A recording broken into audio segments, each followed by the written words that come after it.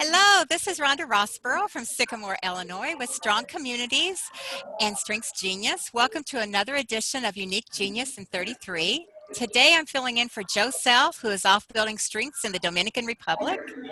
We have the pleasure of talking with Ken Barr Jr. from Muskegon, Michigan today. He's joining us to talk about his fantastic talent of maximizer. Welcome, Ken. We are so happy to have you with us today. Thank you, Rhonda. I appreciate that very much. Well, we really appreciate you squeezing us in on a business trip and right before you're meeting with a client. So thank you. My pleasure. So Ken, why don't you introduce yourself to everyone? Let us know your top 5 talents and tell us a little bit about yourself. Sure. My name is Ken Barr Jr. and my top 5 strengths are input, maximizer, arranger, woo, and learner. I'm a Gallup certified strengths coach. I help individuals and teams discover what they do best because better is better.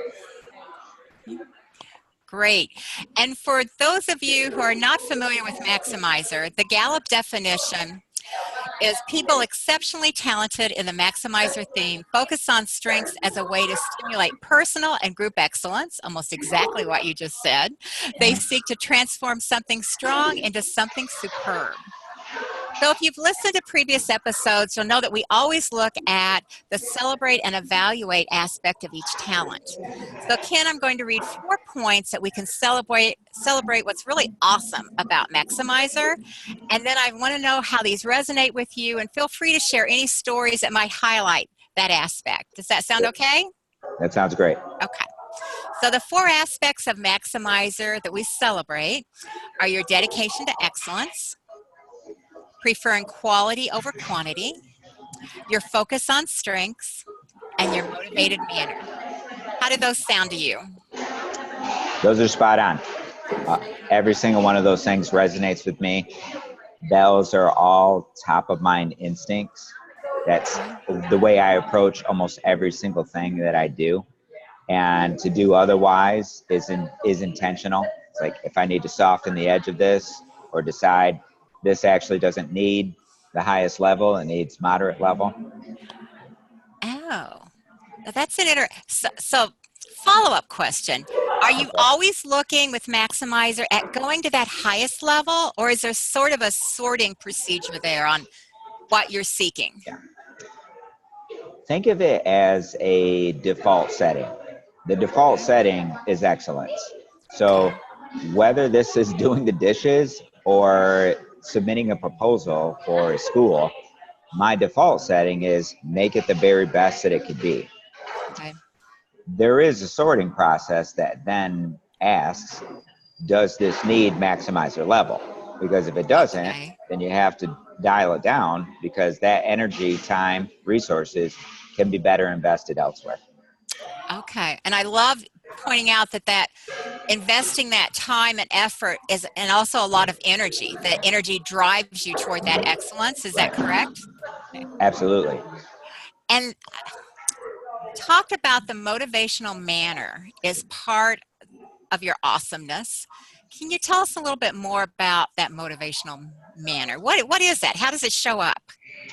So it shows up for me personally, and that if it's something that I choose to take on, I want to do it the very best that I can do it.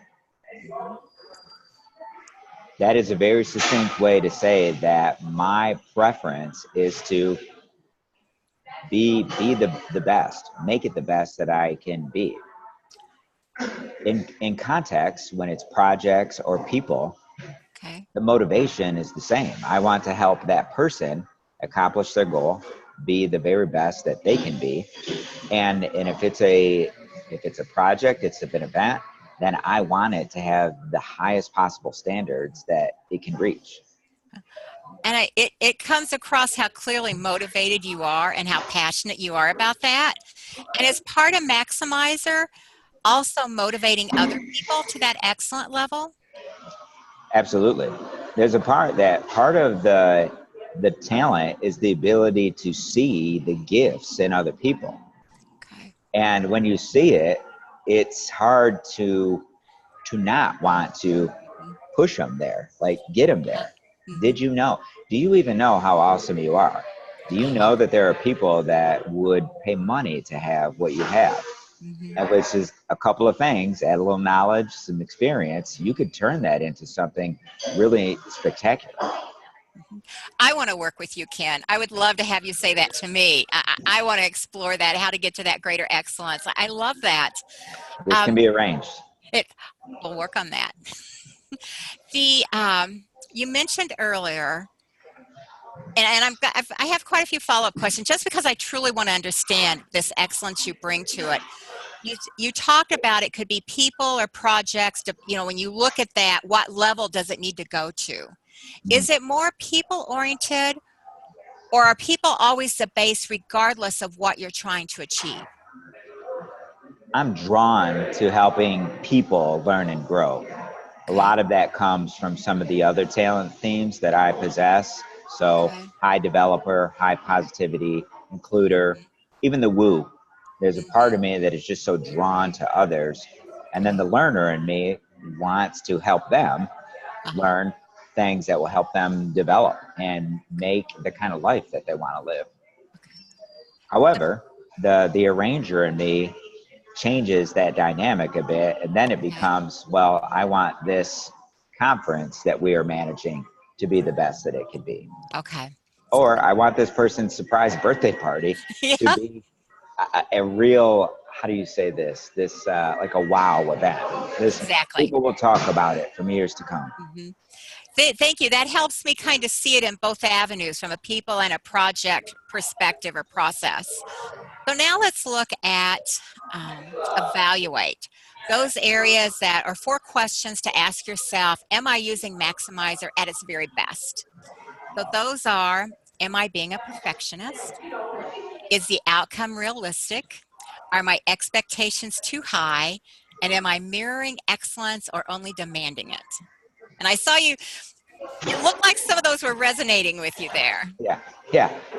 Felt like we were doing a little group counseling here. That's what it Tell felt me like. more about that. Well, I certainly, and I will be vulnerable and forthcoming and admit readily that sometimes I feel embarrassed or ashamed about it, but my expectations for people, because they're so high, has in the past has hurt some feelings. Mm-hmm. There was an awareness element to me that I felt very self-righteous, very justified. This Okay. has to be the best for our students. This deserves to be of the highest quality. But when other people feel like you are judging their performance or their output, Mm-hmm. well, their feelings are their personal truth. And if that comes from a place of like, my bar's here and theirs is there, Mm-hmm.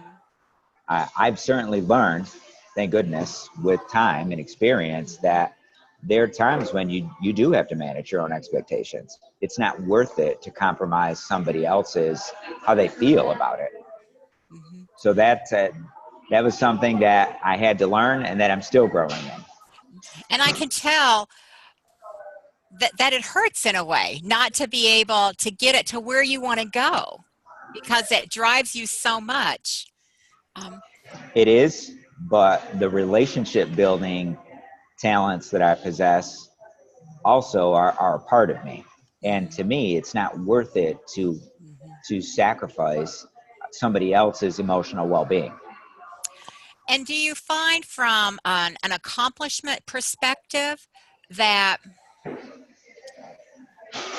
how do I word this, that when you soften that expectation, or you look at it from a group perspective or a team perspective, that ultimately helps you go further when Oh, you. absolutely. Particularly when it's a team thing, Okay. because people perform at a higher level when they feel valued, when they feel that their contribution is appreciated. They also perform at a higher level, are more engaged, if they feel that you care about them as a person, that you are connected to them, that you respect them. And I'm just curious on this one. As a maximizer, when you can see that this is the level we could reach, and due to whatever parameters, instead of being here, we're going to be here. How do you reconcile that? How have you self-managed to reconcile those instances? There's a couple of things that I do that that have been so helpful. In fact, they've been liberating. And Okay. part of it is to remember that even if we aim here and we land here, that is still better than here. Absolutely. And so there's a relative part of like, this is still pretty good. And if it's Mhm, going to wear you out and other people out, and if it just is like, mhm. if you, again, perfectionism, like getting Uh-huh. it to that, what's the cost? So this is still pretty good. And Mhm. you can have satisfaction with that. You can be happy with it. Happy, that's a great word. Ha Yeah, and then to this, and I'm very curious about Maximizer, because these are aspects that I don't necessarily understand, so I'm looking to you for answers, is from a quality perspective, that it's not about quantity, but it's about quality. Oh, How do you know you've reached that qualitative aspect? How do you measure that? well, part of it is many things already have a standard of excellence. You, Mhm. I, I'll give you a tip. If Okay. you are working with somebody with high maximizer, depending on what their interest area, all you've got to do is to ask them. If they're a foodie, then say, what's the best Italian restaurant in Chicago? Mhm. Remember, their thoughts are always thinking about what's the best. And Yes. if they have high ranger, focus, achiever, discipline, and then you can ask them about tools that help people with productivity. Mhm. What's the best online scheduler? Mhm. What's the best, this sounds funny, vacuum? Yes. And they'll say, Mhm. oh, it's definitely the Shark, or it's definitely the Dyson or Auric.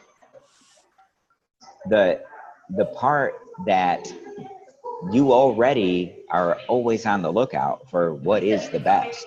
So that's something that you keep stored away. Okay. This is the best performer in this category. This is the best book for that. Does that make sense? Yes. So can I go back to one of your, as a former director of strengths development with students at the community college, Sure. when you looked at a project that you wanted to initiate or do, did you just see it in your mind where you knew the level that project could go to? I think there are some elements of it that I know I always had the outcome in mind, and that Okay. was I wanted the very best for our students. Mhm. And I can tell you there are like examples. It was the Mhm. difference between when we would have events. Everybody here's been to an event at college, and you would see it where folks would just, we're going to order a bunch of pizzas and leave them on a table, and here's some paper plates and flip it open. Mhm. And I also used to work in hospitality, so mine was one, even though pizza is my favorite food, it's not about me. So Mhm. we're going to have something that one, students want. This, we're going to have this taco bar. We're going to have real plates, and we're going to treat this event like it would look differently from a college campus. Mhm. And we're going to set up the furniture and all of the other things to give it a different feel. And Mhm. what we wanted is for students to feel that they are important and this thing that they're involved in is important. Mhm. So that's the sort of the details of it, of like, here's the standard. Uh-huh. We want it to be here because we feel that they deserve it. Right. I, That was an I feel that they deserve it. that was an excellent example. Thank you, Ken. That really illustrated from You're welcome. a standard point and to what level as a maximizer you would take that. So tell me, what do you love about your maximizer? I love what it can do to help people live the kind of life that they want to live. As as a coach, when you are in collaboration with somebody who wants to do the work, Mhm. then you're really only limited by where they want to go. Mhm. But when people, I'll give you an example that just Okay. comes from yesterday. Yesterday, Okay. this happened. I serendipitously was doing a training for a construction and architecture group, it's a small team. When I came out, the administrative assistant had said, hey, there's somebody here that wants to speak to you. So, okay, cool. So I go up to the desk and it's a former student. His name's Jordan. And this former student was one who had did every single strengths development thing that we had when he was a community college student. I mean, everything. And we actually had connected him to help him do a job shadow at this construction architecture company. Well, now he's a mechanical engineer. He got his 2-year degree. He transferred to a 4-year school, and then got a job with that company. And so my maximizer was like, hey man, this guy wanted to do the work and we gave him everything we could to help him get to where he wanted to go. And the best part was unsolicited. He just said, I've got to thank you. You know, I wouldn't be here if it weren't for the work that we did together. And I was just like, whoa. I said, first of all, you did the work. But you know, inside I felt completely, the maximizer in me felt affirmed. Felt Yes. like this is why we do it. Mm-hmm. That happened. 2 hours later, I had a meeting with someone else and I ran into another student. And this student had just finished med school. Oh, wow. And so again, the same beginnings. Also, her name's Como. She has high maximizer. And she Oh. said that discovering her strengths, doing the coaching, had helped affirm to her that even though her family had said, the way for you to go, get this 2-year degree, get a job, she knew that she wanted more and she could do more. And that reading the descriptions and finding out that for her, she would not have been content to only do that was just like, wow. Because this is years later. We're talking now 7 years later. And it's just like, whoo. And it's like a cooking show. If you do these ingredients and do this recipe, here's what could happen. Maximized potential. Thank you for sharing that. It's coming from a student background myself, when you see your students to that point and come back and say, this has been one of the most beneficial things I've done with my schooling, it is very satisfying. And I love seeing not only the passion, but the love on your face as you spoke about those students and where they're at now. Love that example. So we've Thank you. talked about what you love. Let's go to the opposite side of the spectrum about Maximizer. What drives you absolutely crazy about it? How long it takes to do things? Oh, tell me more about that. Well, there's a part where the maximizer can look like, well, it's not good enough, not yet. And so the time that it takes to construct an email, even a text message, I gotta have the best combination of emojis here because everything has to be the best. Well, that can take a lot of time, and sometimes you wonder, is there a better application of your efforts, your energy, your time, your resources? And when that happens, how do you evaluate that process? How do you say enough is enough? Some fantastic self-talk, like the hey, you've spent 2 minutes on this. Let's move on. Let's do some other things. Probably doesn't have to be that. They may not even notice. And I hear in several of your responses an undertone of efficiency. Is that correct? That your maximizer really looks at efficiency and productivity? Sure. I think it combined with high strategic and high arranger, I always want to get the most out of whatever it is that we're doing. I can give you an example. I travel a lot for work. I like to travel too. High input, high learner. But people always ask, you know, is it business or pleasure? Is it work or this? And I said, well, it's always both. Because if I'm going to be somewhere, then yeah, I'm going to do the work, but I'm going to have some fun. I have a pretty large network, so I'm going to connect with the people that live in the place or close to it that I'm doing the work. So the efficiency part, you get out of plane to Texas. I live in Michigan. I'm going to hang out with some of my friends in Texas or do cool Texas stuff. Cool. So thinking back, what's your earliest memory of where you recognize maximizers showing up? Certainly at school. So do you just nod if you remember when they used to grade handwriting? Oh, yes. Or show me by hand when they used to grade handwriting? The Danielian handwriting books, the dotted line, the solid. Well, I used to get straight A's except for handwriting, where I would get C's, and at worst, I remember the first time I got a D. So here's my report card, A, C minus, and that bothered me. Mm-hmm. So that discontent, like, oh, Mm-hmm. this isn't good enough. That, and so we're talking as a second and third grader. The This might be a great question to ask my mom. God bless her.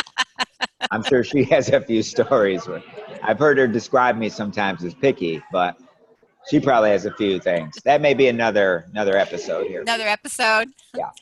So we've flirted with this a little bit in some of our earlier discussion. What do you wish others understood about this talent, especially anything that would alleviate misunderstanding? I'm so glad you're asking this.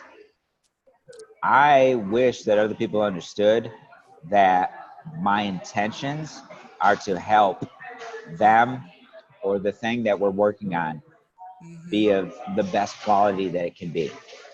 That my feedback, my energy and effort, all of those intentions are to make it good. It has absolutely nothing to do with trying to make them feel bad or that it's not good enough. It is about helping to make things great. That's it. There's no ill intent. Mm-hmm. And I think that's true of all of our talents. And we understand our talent so much better than other people, especially those who don't have that talent, that we take it for granted and forget sometimes that we really have to remind them that it is coming from a place of positive intent, that we Right. so want to help everyone be successful within this area. Yes. Hey, I have a question, Rhonda. Yeah.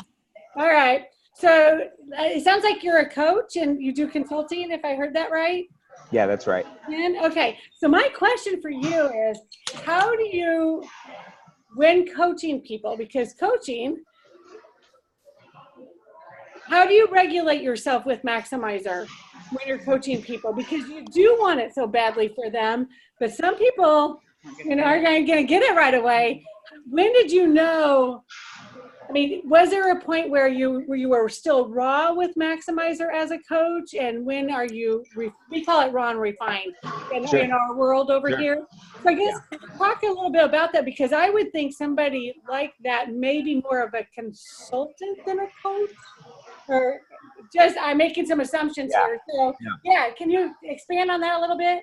I think I can answer it by saying that part of the advantage that I have is that these people have selected on their own to receive coaching.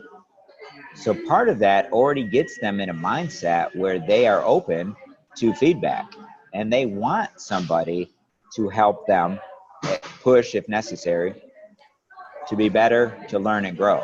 So there is an incredible advantage to the person who's made the choice to, all right, I want some help with this. Right. That's one. On the flip side of that, sure, you could ask if you polled a couple of my ex-girlfriends, they were like, well, hey, what did I say? I've got a dad. I need another one. I didn't ask for your advice. And oh my God. But that actually, we were just discussing that. That pegged you. Was Linda, did she like, I bet this guy. No. No, I didn't say anything. Angela. I think you look like a young Jerry Lewis, though. I wish I was as funny as that. Hey, you're doing great. We're so all business. I guess you can't Yeah, I don't have Maximizer, at least I don't think. But I am activator. Cheerleaders say woo pig. I'm sorry. Communication, strategic, woo, and positivity. Yeah. But I also know as being an activator, which is similar to you, but not as much as you, is I like to get things done. And find out, being a maximizer, I think you're taking it up way more notches than me. That what if you have somebody that you are coaching and the best they can do is 50% and you want 100% out of them? What does that do to you internally? Okay, this is important. I'm glad that you asked that. Developer is my number 7. And so I have another theme that I can draw on when you see that someone, yeah, they may not, even though this is the standard for Right. them, it is more realistic for them to get here. Right. And I was just saying this to a friend who also has high maximizer.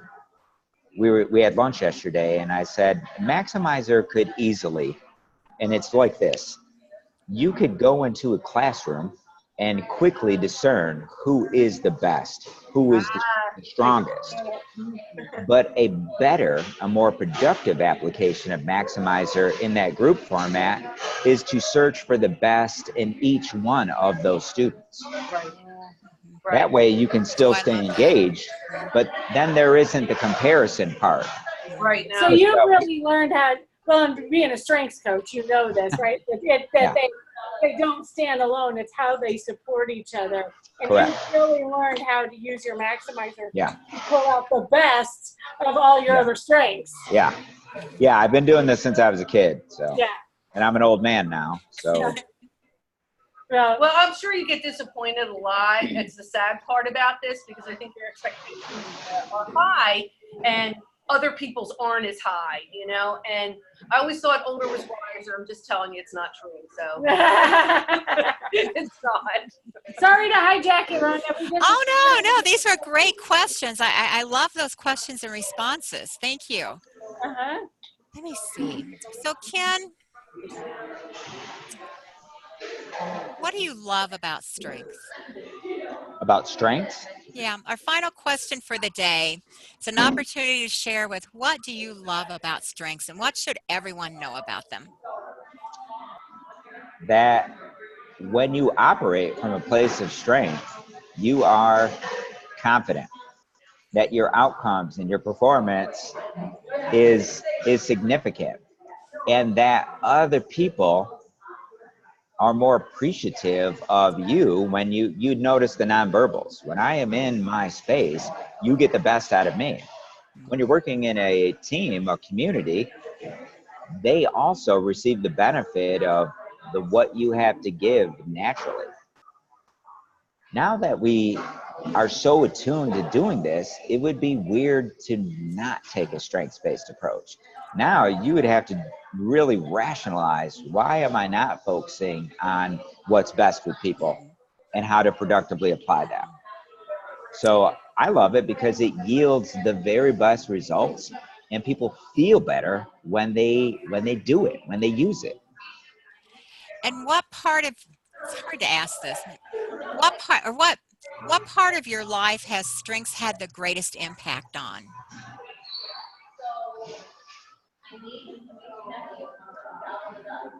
I didn't have a name for this, but I have long, just like many who have high maximizer talent, this is our worldview.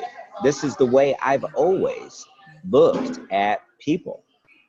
And this is the most important work that I've ever been involved in. And it's just hard to believe sometimes that this is my job. Yeah. You're just like, hey, be yourself and we'll pay you money. Okay, Yeah. Great. And I can see that happiness on your face. It just makes me smile and radiate with you. I love that. Anything else you'd like to add that we maybe didn't have a specific question about today that we've overlooked, Ken? The whole thing with any strength is just to think of it on the dial. Does this situation need more maximizer? Also, connect yourself with people and processes and folks who want it, who value it. But the other part is to remember too, like, this needs no maximizer, so shut it down. And I can tell when you talk about your experience with strengths that as a maximizer, I know that you just don't examine this. You dig a hole and come out on the other side of the world the way you've examined this, and try to improve and really become more self-aware and self-management, Yes. and become productive. And it shows that you have worked really hard at this. Thank you. Thanks. I appreciate that. And I'm still working on it. I think anyone working with strengths, no matter how long we've known them, we always get an aha moment, a week, a month, that it's like, oh, I just realized this about myself. And it's tied back to this talent and how it's showing up and how it relates to other people. Yes. And that's the nice discoveries I think we have. Yeah. So Totally Ken, agree. I want to thank you so much for joining us on Unique Genius 33 today. It has been such a pleasure learning about the Maximizer talent and how it specifically applies to your everyday life. Thank you so much for those nuggets of wisdom. I really appreciate it. It's my pleasure. Thank you for having me on. Great to meet all of you. And everyone, thanks for joining us this week. We're here each Wednesday, 11:30 Central, 12. Thank you. Bye, thanks. Oh, That was awesome. thank you. You can leave the meeting. Like, So also check out our Alexa Flash briefings. Just say, Alexa, please play me the Strong Communities briefing. If you don't have Alexa, you can go to the strongcommunities.podbean.com and subscribe. That's strongcommunities.podbean, Podbean. And it's a great way of catching up on past briefings. You can listen at your own schedule, 1 minute per day. Each week we dive into a specific talent. You learn more about its raw and refined states, its contributions, and maybe a little bit about what might drive you crazy also. I look forward to seeing you next week on Unique Genius 33. Thank you and have a wonderful week.